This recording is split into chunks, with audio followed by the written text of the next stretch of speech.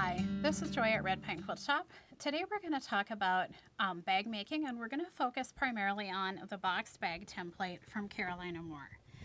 It is a great tool if you're someone who likes to make bags and purses. It's a great tool to have in your arsenal for cutting boxed corners and for cutting darts.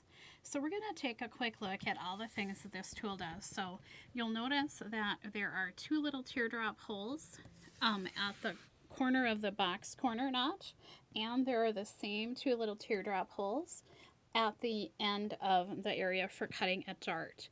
And those are actually made so that if you're using a 45mm cutter, you won't accidentally cut too far.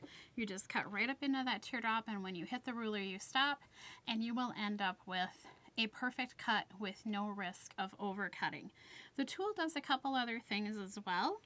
It also has a curved corner, so if you need to cut a curved corner, you've got that option. And it has a small ruler area built in as well. And it's got quarter inch seam allowance lines marked in a couple places, so you can use it for some basic measuring also. The tool comes with a great set of instructions packaged right with it.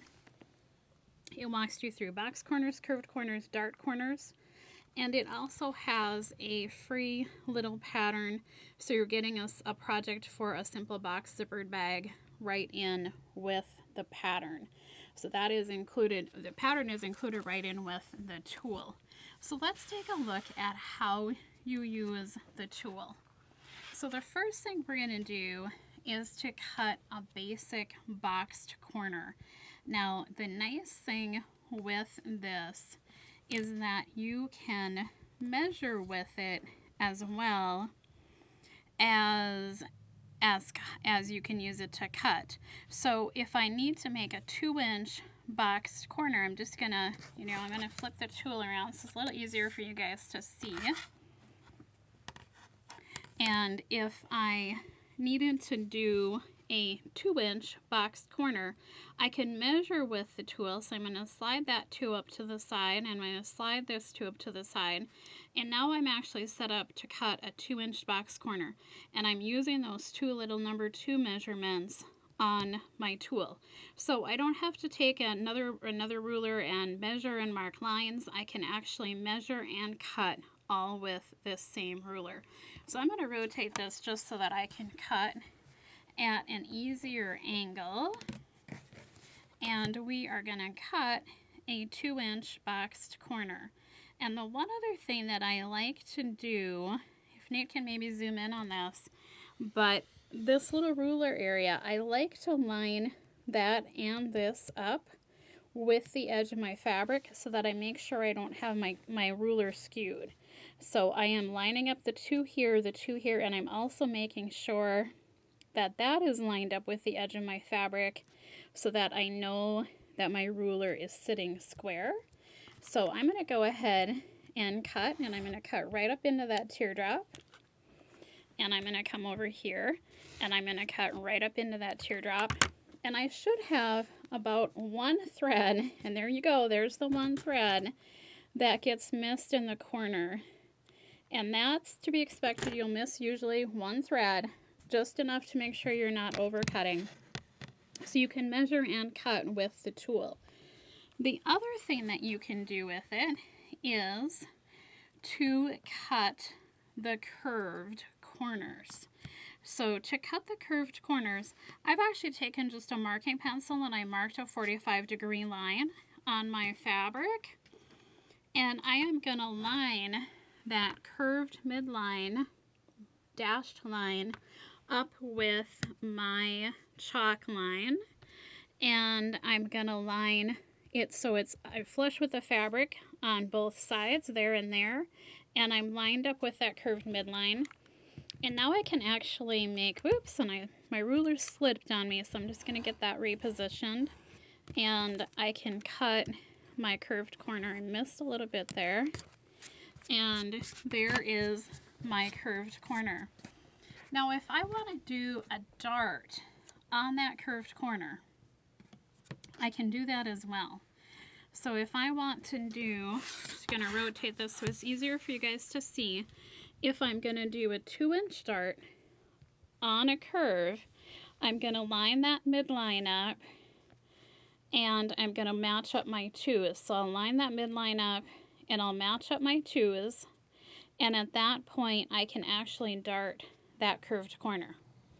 So to do a dart, it's the same thing. I'm going to again cut right up into the V-notch until it stops, right up into the V-notch until it stops, and there is my dart on the curved corner. Now you can do darts too on a straight edge as well. You can do them on curved edges or straight edges, either one depending on what you need to do, and the ruler will work to do one on an edge like that as well. And the cool thing is, with those markings, you do not have to worry about cutting too far. So it works great for that. We have a couple of patterns that we're going to show you here as well. Carolina has written a number of patterns that use her boxed bag template, though it really is a tool that you can use with any bag pattern that has darts or boxed corners. So it is definitely not pattern specific. It is a tool for bag making that really will work with any bag pattern that has that type of a corner or a dart. So these are just patterns that she's written. They're wonderful, nice, simple patterns. We like these if you're a beginning bag maker because they are simple, quick, and easy to make bags. And it would be a great option if you're new to making bags. These would be great ones to start with, but you really can use this template with any bag making pattern that calls for a boxed corner or calls for a dart or a curved corner. So it really is a versatile tool. These are just a few options for patterns, and like I said, they're great ones for anybody who's new because they're very simple patterns, and they're good ones to start out with if you're new to bag making. So that's a few pattern options. The other thing that I would like to show you are some tips and tricks. I am actually working on the canvas tote from Carolina, and I have a few tips and tricks I want to show you guys for working with handles and edges. So we're going to start with handles. So this bag actually has two handles, and I'm going to show you two different ways that you can turn your handles. Now, this is made with a canvas, so it's a fairly heavy fabric, and this is actually a fairly beefy handle. So I'm going to show you two ways to turn it. The first way is actually using a tube turner, and tube turners normally come in a set, so you will get a variety of different sizes. And they come as a pair, so you have a tube and you have a pushing stick, and they come in pairs, and there's 3 in this set. I'm going to take the biggest one. I need the biggest one to turn a tube this size, and it really is just kind of on the brink of what I can turn with this tube. So to use a tube turner, I'm going to slide this inside. Now I have actually taken and run a basting stitch across the end of my tube. I'll have to pull this out later, so I bumped my stitch size up to like 5mm because I want this to be easy to pull out later, but I have to have something to push against, so I ran a basting stitch across this seam. Now, when I sewed my handles and I sewed that side seam, for that, I actually bumped my stitch size down because anytime I'm doing bags or purses, I like to do a smaller stitch because I want them to be nice and solid and tightly stitched, and so I usually actually will go with a smaller stitch, but for that basting stitch, bump it up. So I have slipped my tube turner inside, and I'm just taking my pushing stick and I'm starting to actually push the fabric down inside the tube. So you'll see it pop out here on the end in just a second. So there is my tube turning inside the tube turner and coming out on the other end. And at this point in time, I could go ahead and get in here with a seam ripper and pop that basting stitch out. And I'm going to have to do some pressing because he gets kind of scrunched in that tube turner. So that is one way to turn a tube. The second way to do it is to use a tool called the Hemostat, or sometimes these are referred to as a pliers, a sewing pliers. But to use this, I'm going to go inside the tube, and I'm just going to bunch the tube up on my pliers until I get to the other end, and then I am going to actually take and get a hold of that side seam. So I've actually gotten a hold of the side seam with my tool, and I'm going to lock this. So this is actually a locking handle tool. So I have it locked now. I can take my hand off of it and it's not going to come open. And then I'm going to start to flip that tube, and I can just pull it inside itself. Much easier than trying to do it. Now I can go ahead and unlock my tool and take it off. I've got it flipped all the way through, and I have just a little bit of end to work out. So that is another great option for turning a tube, which you normally will have to do anytime you have a bag or a purse that has handles. You will end up with some kind of a tube. You sometimes have it if you're making aprons and you're making tri-stings or a neck strap. You'll have the same kind of thing. So either tube turners or a hemostat or pliers will work great for turning tubes. So the next thing we want to talk about is how that boxed corner template works on my bag. So I just wanted to show you also how my corner turned out when I cut it with the boxed corner template. We're going to take a look at this bag. This is, like I said, the canvas tote bag pattern from Carolina.